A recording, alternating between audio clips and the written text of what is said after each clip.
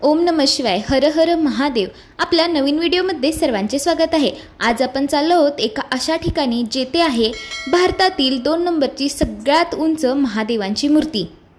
तुम्ही जर शिवभक्त असाल तर या ठिकाणी जीवनात एकदा तरी जाऊनच या।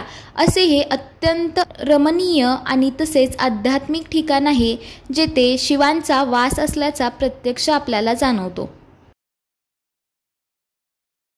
आता आपण पोहोचलो आहोत विजापूर या ऐतिहासिक शहरामध्ये। इथे आहे छत्रपती शिवाजी महाराजांचा खूप छान असा पुतळा।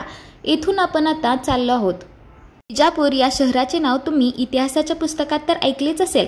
आता इथून आपल्याला जायचे आहे 6 किलोमीटर अंतरावर असणारे शिवगिरी हे ठिकाण। आम्ही सुद्धा प्रथमच त्या ठिकाणी निघालो आहोत। चला तर मग पाहूयात नक्की कसं आहे ते। आपण आता खूपच जवळ पोहोचलो आहोत। इथून आपल्याला दिसत आहे महादेवांची मूर्ती। आता आपण इथे गाडी पार्क करून घेऊयात। ते पार्किंगसाठी समोर त्यांनी जागा ठेवली आहे। पार्किंगसाठी त्यांनी 20 रुपये तिकीट घेतले।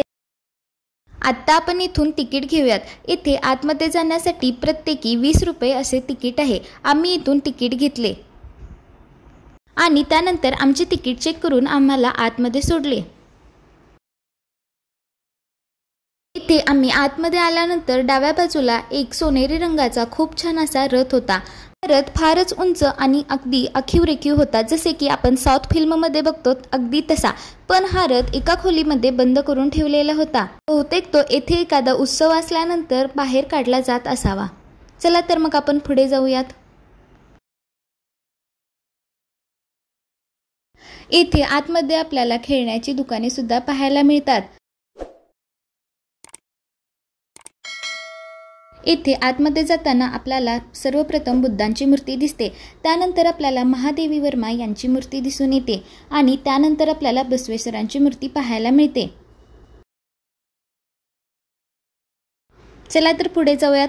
अरे, इथे आल्यानंतर ही एक सुंदर मूर्ती पाहायला मिळते। ही मूर्ती पाहिल्यानंतर एका चित्रपटाची आठवण झाली। सांगा बरं तो कोणता? तुम्ही ओळखलात का? बरोबर, खूप गाजलेला कांतारा पिक्चर।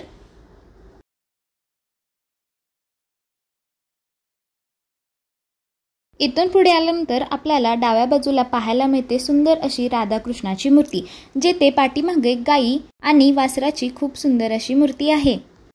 जसे की कृष्ण वृंदावनात गाई चारत आहे आणि राधा शेजारी बसलेली आहे। अतिशय सुबक, आखीव रेखीव तसेच जिवंतपणा असणारी मूर्ती आपल्याला पाहायला मिळते।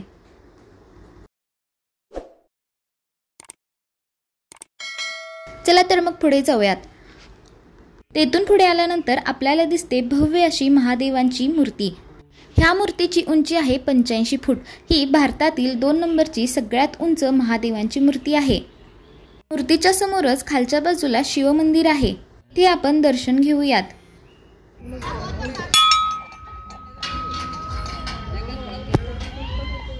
नुकतेच इथे आरती झाली होती आणि आम्ही तेथे पोहोचलो। इथे अतिशय प्रसन्न आणि शांत वातावरण होते। हे पहा, समोर आहे ते मंदिरातील शिवलिंग।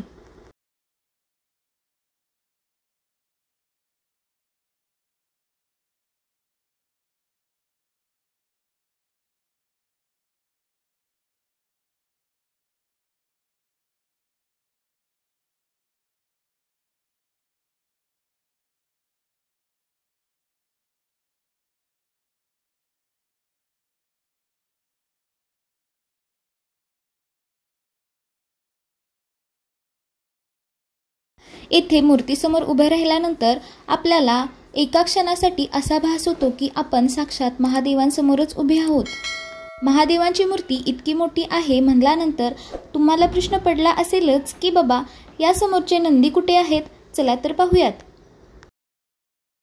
हे जे समोर लांब दूरवरती दिसत आहेत ते आहेत महादेवांच्या मूर्ती समोरचे नंदी।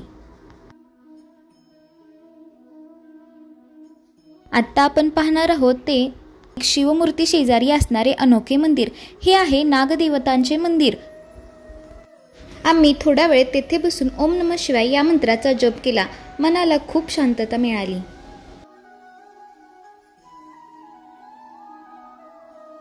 तेथून आम्ही उजवीकडे आलो। तेथून पुढे आल्यानंतर आम्हाला दिसली राजेश्वरी मातेची मूर्ती। आम्ही तेथे दर्शन घेतले।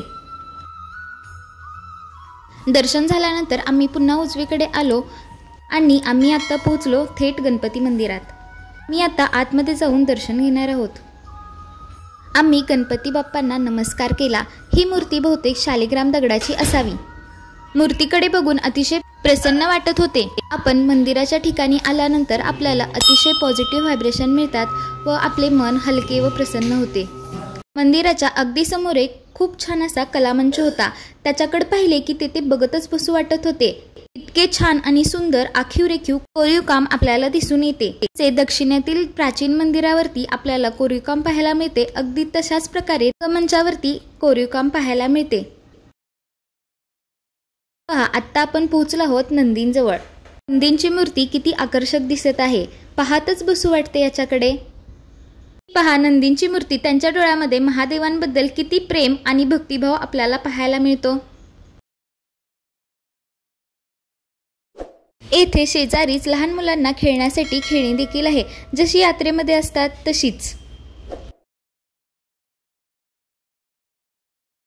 हे अतिशय प्रसन्न, शांत आणि भक्तिमय वातावरण आहे। इथून जाऊच नाही असे वाटते। शिवगिरीचा हा व्हिडिओ तुम्हाला कसा वाटला ते नक्की सांगा। व्हिडिओ आवडल्यास व्हिडिओला लाईक करा, तसेच चॅनलला सबस्क्राईब करा। शिवगिरी हे ठिकाण बसंत पाटील यांनी त्यांच्या वडिलांच्या स्मरणार्थ बनवले आहे। शिवभक्त असाल तर या ठिकाणी मंदिराला नक्की भेट द्या। हे अतिशय जागृत देवस्थान आहे। महाशिवरात्रीला जर जमत असेल तर नक्कीच या। इथे जवळपास 1.5 लाख लोक महाशिवरात्रीला येतात, तर तुम्ही इथे नक्की भेट द्या। ओम नमः शिवाय। हर हर महादेव। धन्यवाद।